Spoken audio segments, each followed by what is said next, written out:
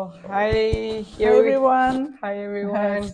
Here we are again. Here we are again. Finally, we can interview the very special guest, Martin. We tried several times, but it's kind of Yes. got complicated. But now here we are, and we're recording. Today we tried a new thing. Yeah, we're recording ourselves doing the recording for the sake of having extra Different options. Yes, exactly, yes, different yes. options. And while So we tell first how you met him. What's the story? Oh well, Because she called me like crazy. We need to. What?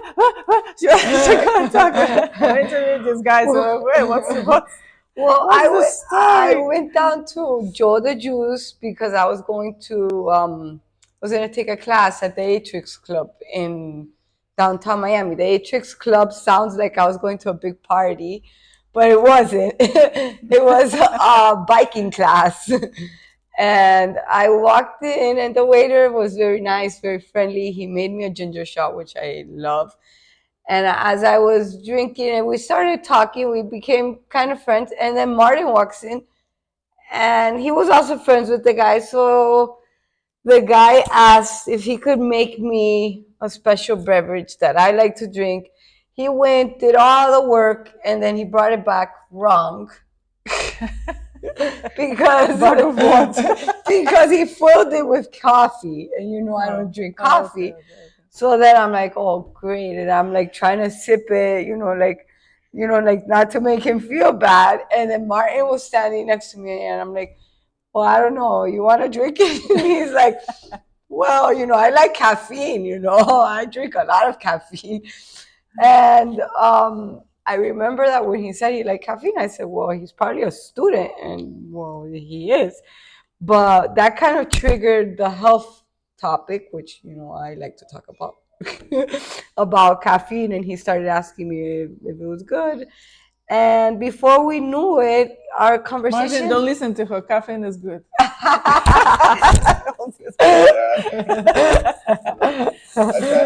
try to calm down, but it's part. right now. Yeah. No. The excess, it's not good. The caffeine is good, but the excess. Plus, he's a student, so I understand. Yeah. I would be relying. I would be Relying on the caffeine. I would be relying on caffeine.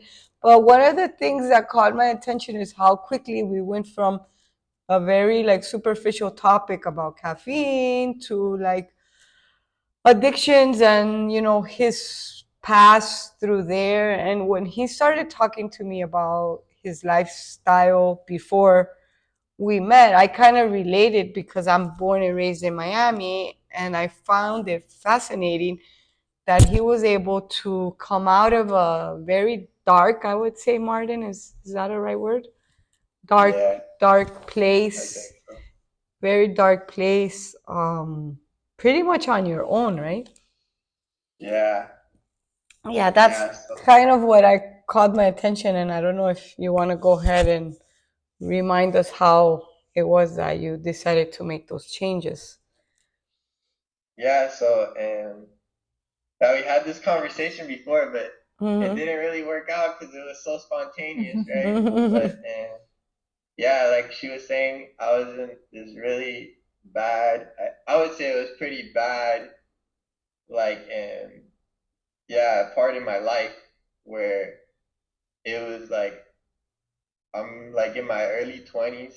I just turned 26 this week. Well, on the 9th, so it was last weekend. That's why we couldn't do the call. But yeah, so I was in my early 20s, and I've had the same friend group my whole entire life.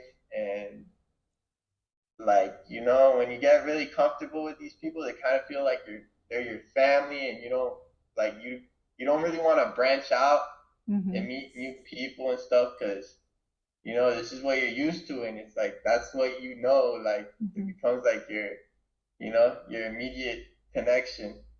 So I would hang out with these people, and we would do a lot of partying, and we'd do drugs and all this crazy stuff, and we'd have a lot of it was fun, but it started at a really young age. normal. Miami, it's Yeah. like everyone tries to grow up really quick because all this everyone's surrounded by all these people that have all this money and they want to be like that. Mhm. So people are trying to like act like they're all grown when they're not, and it's just like it's kind of ridiculous. Can But can I it ask a started off like when we're like everyone's like 14, Mhm. like 30, some people younger, Yeah. but yeah, it's like really it's like really like that transition period from like middle school to high school. That's like all these people are like you Yeah. meet all these new people and stuff. Can I ask a But question? When you was growing up, did you feel you belong? Did you feel you want to do all this and go through the same path, or you felt peer pressure? You felt so like you needed to belong, like your soul. You didn't want to do it, maybe some in some point, but you didn't know how to take different paths. You felt like it said, yeah, the peer pressure, the pressure so from your group.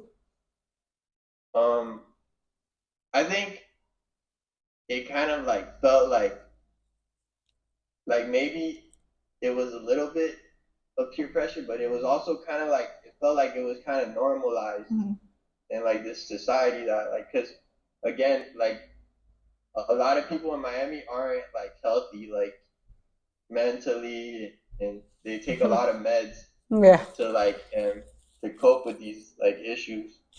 So I like I've seen it in my family where people have like problems with abuse like since I was little and stuff, and I kind of thought it was like like oh they always like brush it off and play it off like it's like no big deal, but so I when I was younger I didn't understand how serious it got like like eventually. So in the beginning it was like yeah I'll do it, I'll partake, it's all fun and stuff like and then like next thing you know 10 years goes by and you're like wow like I'm still doing the same stuff that I was doing 10 years ago like like it's pretty incredible and it Did you? flies. It's like oh you Did don't you? expect it to go by so quick.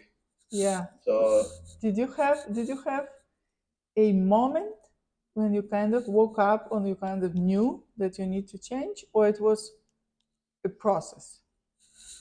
so Tell us about the process, the moment, because for some people it's very different. Some people they go to like run. Maybe there's no wrong path. I don't think so, but they have a path they chose, and then they just woke up in the morning and they know they need to change. They go different direction. But for some people, it's kind of a process. It's kind of getting you first just have doubts if you were in wrong place, and then it's kind of getting more and more and more, and then you decide. So how was it for you?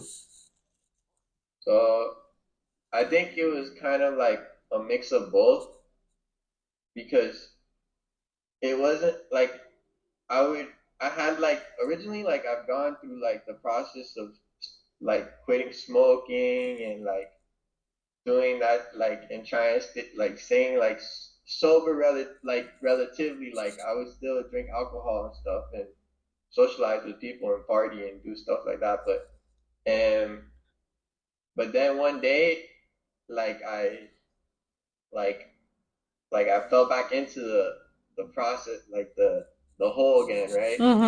And it kind of was like it stuck me in pretty deep that time like after I fell back into it. And I kind of like it got kind of boring after a while, and I was just like, "Oh man, like how am I gonna ever like?" I never really saw myself getting out of this rut, and it was kind of like I was in this hole, and yeah, things just started piling up on top of me, and then I was like, I had this opportunity to leave and with my family, and I try to make the best of the opportunity, So Great. That's when you went to Mexico, right? Or no? I went to Turkey. Oh yeah, So Turkey. I went to Turkey, and in Turkey, the Middle East, it's Yeah. it's it's an interesting place because you see a lot of Syrian immigrants. You see like and in that culture, people don't drink. They smoke a lot, but they smoke tobacco, like the hookah, but they don't smoke weed because weed is like you'll go to jail like and for the rest of your life if they catch you with any drugs like the Weed, it's hash very or stuff addictive. over there. People don't know that So weed is um, dangerous. I thought that was kind of interesting because those kids like grew up over because Istanbul is a humongous city. So like seeing that they're also like in this predicament where they're in this huge city and they don't have like access to that like how we do. You know, it was kind of like, oh, like what do they So do yeah, for so fun? made you change know? the perspective. Yeah. That's great. So now we're sharing this screen. So what's all about? Tell us quickly. So I was just working on my portfolio for school. I have to turn in a portfolio by the end of today. Like so, and I was just sharing like how some of the projects that I've done, and I feel like my quality of work really changed too. Like when I quit doing all this stuff. So It's I was been kind of over proud of a that. year, right, Martin? Hmm? It's been a year already that you've been sober, right? Yeah, it's been a year, a little bit like a year and almost like a month now or something. How physically But your yeah, focus, it's been a your year. mental ability It, changed? hmm? How physically your focus, your mental ability changed, so the young people can, because sometimes they my daughter once she said no marijuana, she just, the people say it just helps you focus, and it's not, they don't know how damaging it is. It is Yeah, all the drugs, any drugs. no, for sure. And so I think my mental health has really improved, but it was like a really long time for like it took like a really long process for it to improve. Like I would say that Like detox. like for the first 6 months Mm-hmm. of quitting marijuana, it's like man, like you're really like still really thinking about it, like and you would like be willing to even like if someone you have to be really careful because you could just fall back into that loop again because it's not it's just like it's just it becomes a custom, you know, and it's just it really also messes with your serotonin. I think that's what it is. That Yep. you it becomes one of these things that you get like a lot of pleasure from, and in this day and age, like these kids are so used to getting this instant pleasure and like boost the serotonin from all these things that they could do that it's like it feels like Yeah, it's you just normal, don't but it's learn. If not. you learn, yeah, if you learn how to get instant pleasure, you don't learn how to get real pleasure. From where you can real satisfaction, pleasure, from fulfillment. So that's the dangerous thing. So I think that's never too late or too early to quit everything and anything that gives you that instant pleasure. Because if the longer you wingle and that the longer you're getting it, you just forget. You forget that there is other sources. Yeah. And now look how, you spend your time differently, right? You spend hours on the computer, doing your work and homework, and how you're able to concentrate for all these long hours. You're working on a master's, right? Which was probably like unthinkable for you a year ago. And I think that's what made this story a lot more interesting too for and me. that and I'm what you're gonna have what you take. You've known Martin for more time. What I'm taking for me out of that first, each story resonate differently, with each dependent person. with each person, independent of your own story. Yes, absolutely. Because I was asking myself, what's this? I mean, yes, because I never been addict. I never been in Miami. I have, because I grew up in Russia in very healthy environment, so I just can't relate. Yeah. Well, So and her, she was so excited, and now I understand why. Because of course, each story we need to relate to this, to feel it in your guts. Yes. Inside. When he started talking, I was like, oh, wow, because I know where he's coming from. I was there at some point in my life. And the fact that he was able to do it on his own. I moved, like I said earlier, I moved to Costa Rica. So I got out of that environment, and that's been over 20 years. And it's easy when you move out of the environment, but to stay in the environment, to have the pressure, and to, do what he's doing, it requires a lot of courage. And yes, and decision. Yeah. Everything in life, that's what I think, you take the decision. Anything you want to do, it's a decision. Even in love, the people sometimes, I fall in love. It's like a magical and I can do anything. No. Love, it's a decision. Real love, it's a decision. Yep. You decide you love the person or you don't. Absolutely. It's not just magically falling in love. So everything is a decision. Change your life, it's a decision. Because I guess I get what you just told. I think that's the most. Just decide to quit. It's not that difficult, but endure on it, or spend this time when you're on cleansing, when you're on detoxing, when your mind goes blind and crazy. That's difficult. So I'm salute you, because it's not easy thing to do. Thank you for taking the time to be here with us. Can we put the whole screen with your face? Yeah. So again. I just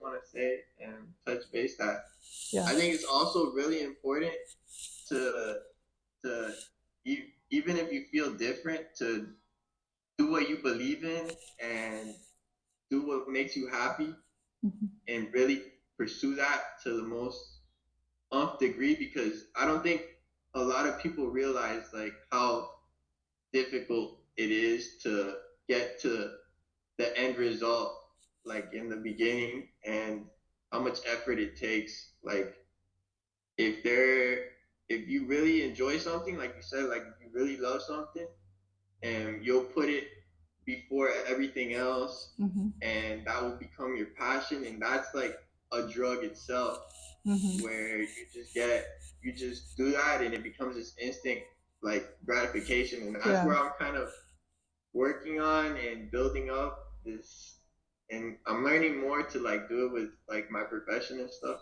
that I'm going into now. But I think that's really important for people, so people know that like it wasn't built in one day. It takes time to build this city. The purpose and fulfillment and happiness, it's the best drug. Absolutely. Thank you so much. Thank you for taking the time to be here. And keep it up. Keep it up and spread your message, because it's very important. It is. Yeah, for young people, especially for young people. Bye. Thank you. Thank you for reaching out. Thank you. God bless you. God bless you. All right.